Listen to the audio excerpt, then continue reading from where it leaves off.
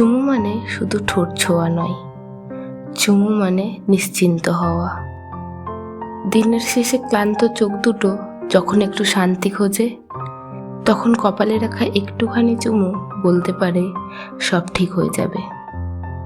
চুমু মানে অধিকার নয়, চুমু মানে ভরসা। চুমু মানে কারোর ভেতরের ভাঙাচোরা অংশগুলোকে আলতো করে জুড়ে দেওয়া। ঝগড়ার পরেও কেউ যদি চুপচাপ কাছে এসে দাঁড়ায় আর খুব আলতো করে তোমার কপালে স্পর্শ রাখে, সেটাই আসল ভালোবাসা।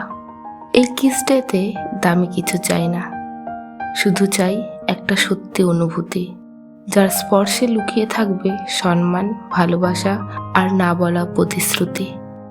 কারণ কখনো কখনো একটা আলতো চুমুই হাজারটা কথার চেয়েও বেশি সত্যি হয়।